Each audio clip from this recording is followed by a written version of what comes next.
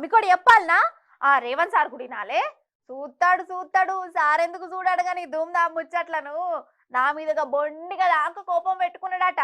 కానీ నేను నియతగానే మాట్లాడతా కదా, అందుకే సార్ ఇనుకుంటా చేరుతాడు. సరే సరే, అస్సలు ముచ్చట ఏందంటే మన భారతదేశం పాకిస్తాన్ నడుమ ఉన్న కోపాన్నైనా తగ్గియచ్చు, కొండ మీది కోతినన్న పట్టుకరావచ్చు, ఆకాశం నుంచి సుక్కలనన్న కిందికి రప్పియచ్చు. కానీ మన తెలంగాణలో రైతుల చేతికి యూరియా బత్తాలు మాత్రం వచ్చేటట్టు లేవు. అవు మరి గంత గోసైతుంది. శ్రీమాన్ రేవంత్ సార్ వారి పనితనము గట్లున్నది. మరి దునియాల ఏదంటే అది అదిత్త గాని యూరియా బత్త మాత్రం నన్ను అడగద్దు అన్న కాడికొచ్చింది. ఓ దిక్కు రైతులు యూరియా కోసం తండ్లాడుతుంటే ఈ సర్కారు మాత్రం దున్నపోతు మీద వాన పడ్డట్టే అన్నట్టు ఏత్తాందట కదా. అందుకే రైతులు ఏం చేసిరంటే చూడురి. చూసినావా, నడుమిట దున్నపోతును పెట్టిరు, నిరసన చేసిరు. ఇప్పుడు మన రాష్ట్రంలో పరిస్థితి గిట్లనే ఉన్నదన్నట్టు. యూరియా కోసం రైతులు తండ్లాడుతుంటే సర్కారేమో మొద్దు నిద్రపోతుంది అన్నట్టు. దున్నపోతు మీద వాన పడ్డట్టే ఉన్నదట కథ. ఇదే ముచ్చట కండ్ల గట్టినట్టు చూయించిరు ఇల్లు. గిట్ల నిరసన చేస్తే పోలీసు వాళ్ళ కోపాలు బాగా వచ్చినాయి, అలానే అరెస్ట్ చేసిరు.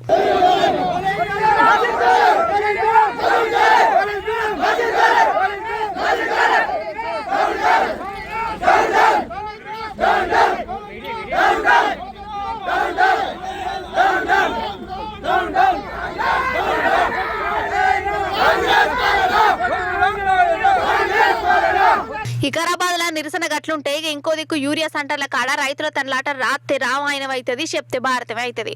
ఓ దిక్కు వానలు వరదలు, ఇంకో దిక్కు యూరియా కష్టాలు. పొద్దుననంగా ఇంట్లోకెళ్ళి బయలుతే నడియం రాత్రి అయినా కానీ యూరియా సెంటర్ల కాడ లైన్లు కడుతూనే ఉన్నారులా. గింత దండ్లాడినా యూరియా బత్తాలు చేతికత్తానే అంటే అది లేదట. వచ్చినట్టు నడుమిట్లున్న బోకరగాళ్ళు ఎత్తుకపోతురట, బ్లాకులు అమ్ముకుంటురట. ఈ బ్లాకులకు వాడెత్తు. నిన్న మన వర్షాలు లేక ఆ బాధ ఉండే, ఇప్పుడు వర్షాలు పట్టకపోతే ఏరియాకు ఈ బాధ ఉంది. ఈ ప్రభుత్వం ఏముందో, ఇంతకుముందు టీఆర్ఎస్ ప్రభుత్వం ఉండగా మంచి ఏరియా ఎప్పుడు ఇట్లా లోటు కాలేదు. ఈ ప్రభుత్వం వచ్చిన నిన్న ఇప్పుడు లైన్లు నిలబడి మా బాధ చూడు. ఇప్పుడు లైన్లు 2 రోజులు లైన్లు నిలబడి పొద్దున వచ్చిన మీడికి పొద్దున వచ్చినా మళ్ళీ అయిపోయిన షాప్ బంద్ చేస్తారు. 3 రోజులు అయిపోయింది లైన్లు కట్టబట్టి. 3 రోజులు చదువులు మళ్ళీ అయిపోయినాయని మళ్ళీ షేర్లు లేబట్టి సిసేటర్ కిందకి వేసుకొని వెళ్ళిపోతారు. 4 రోజులు అవుతుంది కష్టపడబట్టి. రేవంత్ రెడ్డి కలిసి ఏం ఉద్దారకం ఉంది ఇలా? కేసీఆర్ వస్తున్నాడని మళ్ళీ అన్నిటికీ అన్ని సౌలతులు ఇచ్చాడు. ఇది ఏమిస్తుడు? రైతులు ఆడలను కనిపిస్తుడు. ఈ వారం అయిపోయింది, ఏం దొరికినా ఏం పుణ్యం ఏం లేదు. పంట పెట్టి కూడా నష్టమే. సంబంధం కాదు, టైంకు అన్నం తింటున్నాము, గడ్డి తింటలేంగా. ఏ గవర్నమెంట్ వచ్చింది ఇంతవరకు ఎప్పుడు చేయలేదు. 2 నెలలు అవుతుంది. 2 నెలల కోసం చూస్తున్నాము. ఇప్పుడు 2 నెలల కోసం ఏం లేదు. ఇప్పుడు ఈ 15 రోజులు, ఈ 15 రోజులు దాటితే ఏం పని చేయదు. యూరియా కూడా ఎవరు వాడాడు. బిల్లు కూడా కిందికి బిల్లు రాస్తారు. మరి మేము ఆధార్ కార్డు ఇచ్చేందుకు, మరి మాకు ప్రూఫ్ ఎందుకు? రైతులు ప్రూఫ్ ఎందుకన్నా? ఆధార్ కార్డు తీసుకున్నాం, ఆధార్ కార్డు 2 ఇవ్వాలా వద్దా? మరి 2 ఇచ్చే బిల్లు లేదు. కింద బిల్లు తీసుకుని ఇస్తావా? లైన్ కట్ట ఆడికెళ్ళి వస్తారు, ఇక్కడ వచ్చి బిల్లు చేసుకోపోతారు. మరి ముందుగా ఏమన్నారు మనకి ఇవ్వాలా వద్దా? ఓదికు యూరియా సెంటర్ల కాడ పోలీసులను పెట్టి మరి రైతుల మీద రుబాబ్ చూయిస్తున్నారు కదా. కానీ బ్లాక్ మార్కెట్ నడుతా అంటే మాత్రం అదే పోలీసులు కండ్లు మూసుకున్నారట. అంటే గట్ల బ్లాక్ దందా చేసేది చేపాటి లీడర్లేనటనోళ్ళ.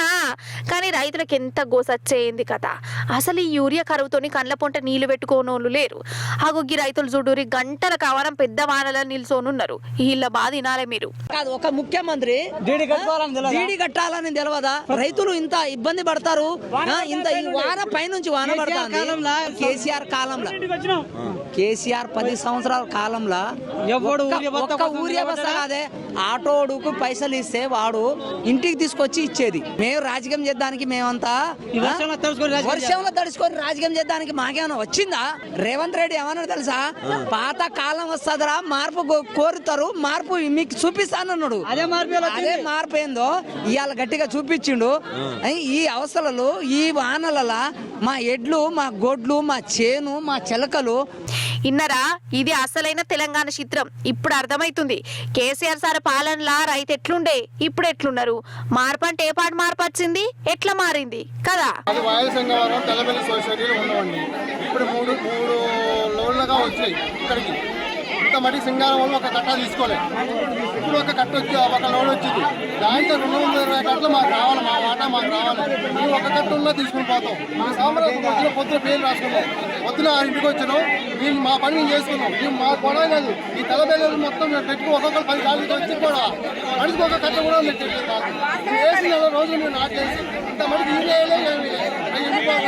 ఈ జన పైసలు పెట్టి బొమ్మలాగా చేస్తారు వీళ్ళు. నైట్ బ్లాక్ అమ్ముతారు వీళ్ళు. నైట్ బ్లాక్ నడుస్తుంది ఇక్కడ.